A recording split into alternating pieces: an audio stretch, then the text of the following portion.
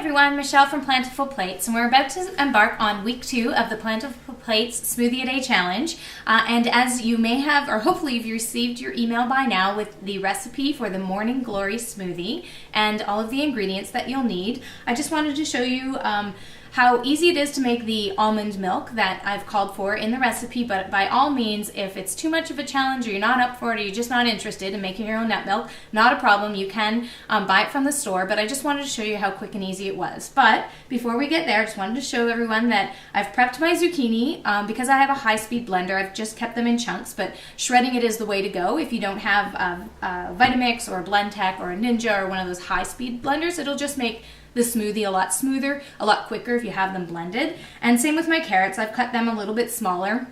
This machine will pulverize these, make these really smooth. By all means, if you don't have a high-speed blender, if you shred them, they'll blend up nicely in your smoothie. So I've also prepared my spices in one thing, so I'm just going to measure that out. It's got the ginger and the cinnamon and the nutmeg, and I have my turmeric I'm just going to add in separately.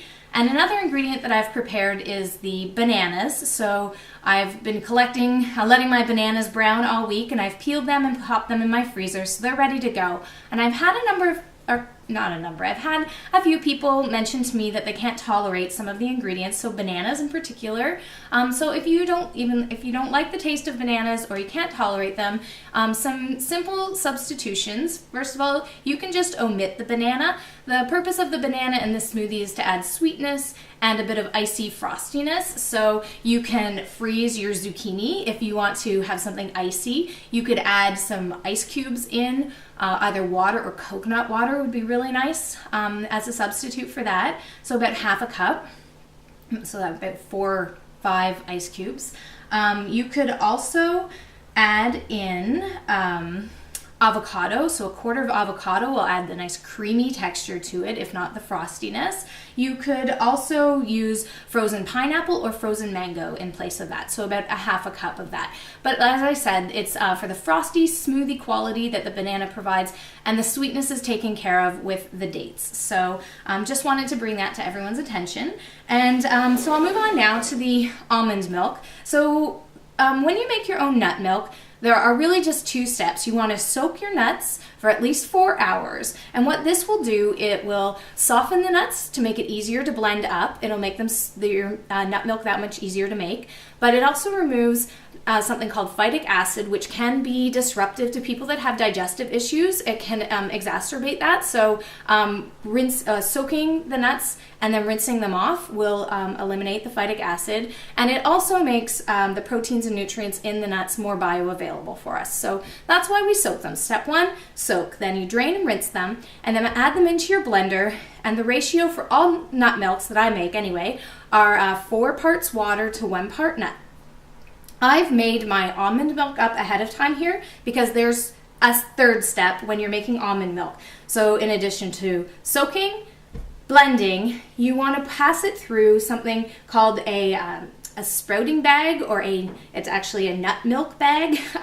So I'm going to demonstrate how I do that while I'm blending up my other nut milk. But I just wanted to show you this. So this is the nut milk bag. You could also use cheesecloth if you want to just double that, and that would work as well. So I'll get to that in a minute, but I wanted to show you an even easier nut milk to make is a cashew. So cashews and hemp seeds are a really great source of protein and nutrients and healthy fats. So they're a great base for alternative to dairy milk. So the cashews are really quite soft. They soften up in about 3 to 4 hours, depending on the quantity that you've soaked.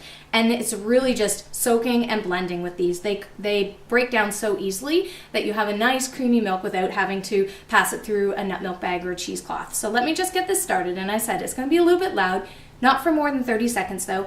And while I'm doing that, you can watch me milk my nutmeg. So here we are with 1 part nuts to 4 parts water. And then I add in a little bit of salt at this point just to sort of blend out the flavors, add a few trace minerals into the nut milk.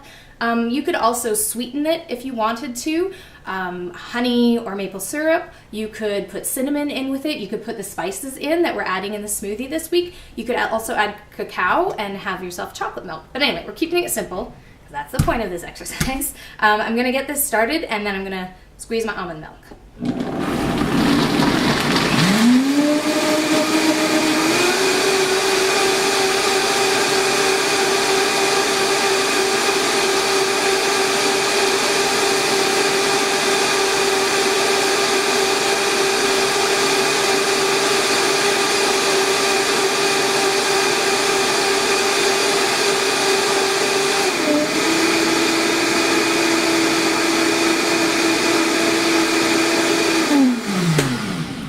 In the time that it takes me to squeeze my almond milk, my cashew milk is going to be done. So let me get this poured into a jar. So this week, rather than just using a plain almond milk, I'm going to do a cashew almond milk, because when you make your own nut milk, you can make it whatever flavors you like.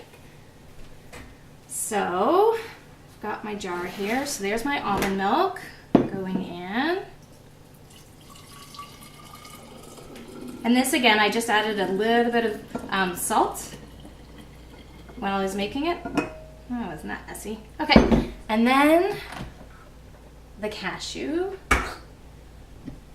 And cashew's a great one. If you don't have a high-speed blender, it should make up in any blender. So you can see that is just creamy and delicious. When you do make your own nut milk, I will let you know that it will separate in the refrigerator. So you can store this in the refrigerator for 3 to 5 days. So when you're doing a smoothie challenge and using a cup a day, it won't be in there very long when you make your own.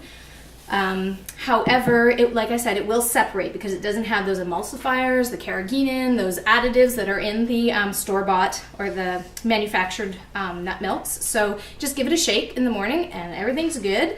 And there we have the nut milk. So if you have any more questions or concerns about the smoothie this week, do leave me an email or post something on the Plentiful Plates Smoothie a Day Challenge. If you're not signed up for that yet, well, you wouldn't be watching this. So I hope everyone enjoys this. Keep the pictures coming, the comments coming, and let's keep encouraging each other as we embark on week 2 of the Plentiful Plates Smoothie a Day Challenge.